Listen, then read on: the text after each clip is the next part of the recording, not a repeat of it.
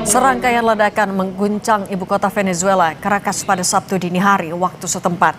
Pemerintah Venezuela menuduh Amerika Serikat yang menjadi dalang ledakan tersebut. 7 ledakan dan pesawat terbang rendah terdengar pada Sabtu dini hari di ibu kota Venezuela itu. Pemerintah Venezuela menuduh Amerika Serikat menyerang fasilitas sipil dan militer di beberapa negara bagian. Venezuela juga telah menyatakan darurat nasional setelah kejadian itu. Lebih lengkap soal penangkapan Presiden Venezuela Nicolas Maduro dan istrinya kita bahas bersama pengamat hubungan internasional Teguh Reza Shah. Pak Reza, selamat petang. Selamat petang, salam dari Cikarang, selamat petang. Pak Reza, tapi kami mau minta gambaran dulu. Kalau dari kacamata hukum internasional, sebenarnya apakah yang dilakukan oleh Presiden Trump ini legal dan dibenarkan?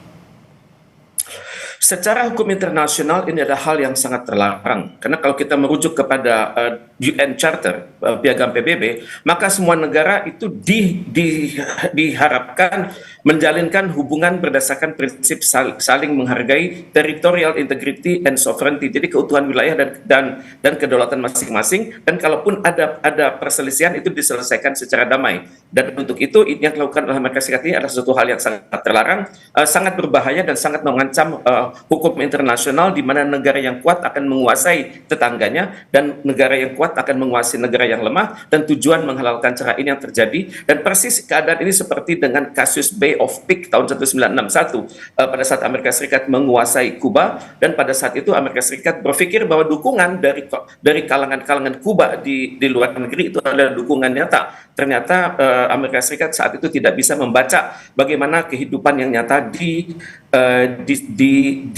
Kuba tersebut. Dalam hal ini juga sama, Amerika Serikat mengagungkan masyarakat Venezuela di luar negeri, tapi dalam kenyataannya Amerika Serikat menciptakan situasi yang baru di Venezuela, di mana masyarakat akan terbelah antara pro Maduro dan pro Donald Trump. Kemudian juga pada saat ini belum ada kekuatan-kekuatan yang mampu mempersatukan masyarakat Venezuela tersebut. Jadi dalam hal ini keadaan malah memperburuk keadaan di Venezuela tersebut. Tapi Pak Reza juga kalau Anda menganalisis sebenarnya alasannya, masa hanya soal narkotika dan juga imigran, atau Anda melihat ada motif terselubung juga di balik aksi Donald Trump?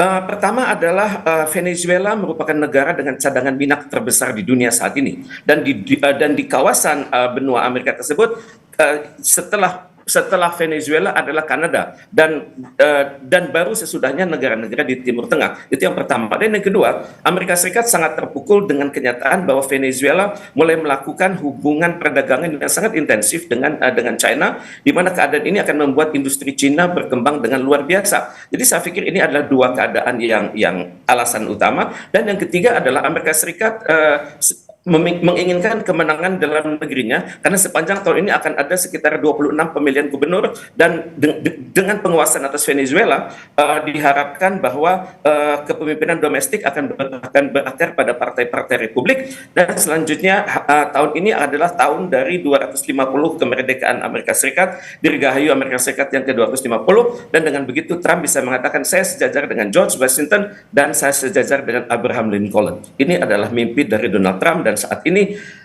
inilah yang terjadi. Dunia tidak berkembang menjadi keadaan lebih baik. Dunia melihat sekarang siapa yang kuat itu yang menang, negara yang besar akan menguasai yang lemah, dan hukum internasional akan terpinggirkan. Nah kalau gitu Anda melihat akan ada campur tangan dari negara sekutu Venezuela juga nggak?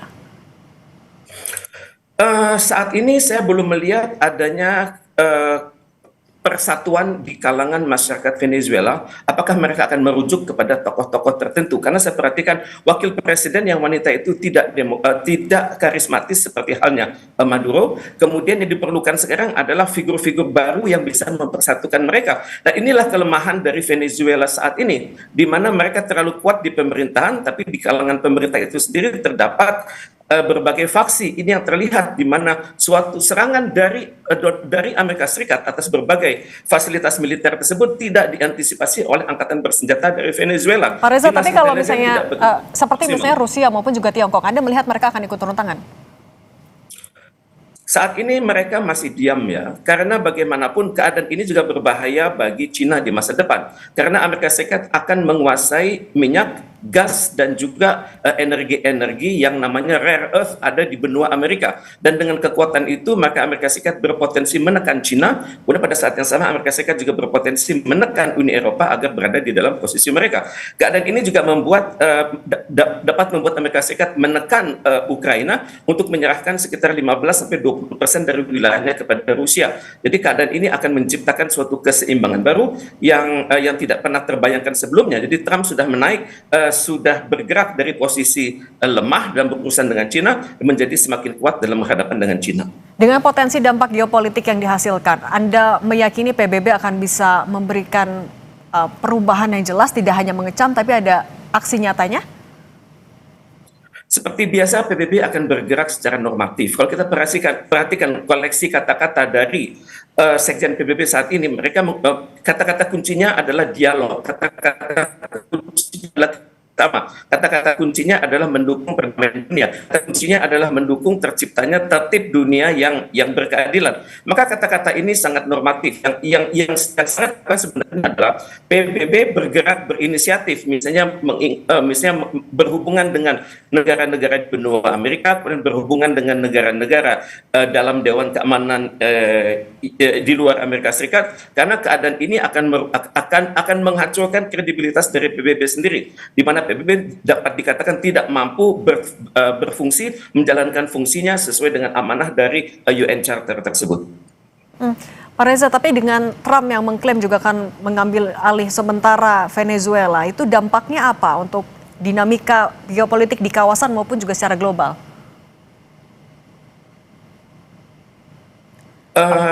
Dinamikanya adalah pertama, saya belum tahu persis apakah Trump apakah ini hanya klaim ya? Tentunya Dinas Intelijen Amerika Serikat CIA sudah memiliki koneksi dengan kelompok-kelompok di dalam negeri Venezuela, tim di benua Amerika yang bernuansa kiri, di mana nanti mereka akan mendapat gempuran lebih lanjut dari Amerika Serikat sendiri, dan yang namanya tuduhan atas perilaku terorisme itu adalah hal yang tidak dapat dibenarkan, karena di sini kelihatan bahwa tujuan itu menghalalkan cara. Jadi name calling atau pemberian nama buruk itu dibuat dengan semena-mena, dengan tidak memahami bagaimana proses demokrasi yang berlaku di suatu negara. Di sini Amerika menciptakan suatu ajaran baru, di mana bahwa negara-negara di dunia itu yang tidak sama ideologinya, yang tidak dekat dengan prinsip-prinsip pembangunan ekonomi Amerika Serikat dapat diproyeksikan sebagai musuh Amerika Serikat. Nah, Pak Reza, tapi sebenarnya apa yang ingin ditunjukkan Trump ke mata internasional dengan klaimnya, dengan apa yang sudah dia lakukan?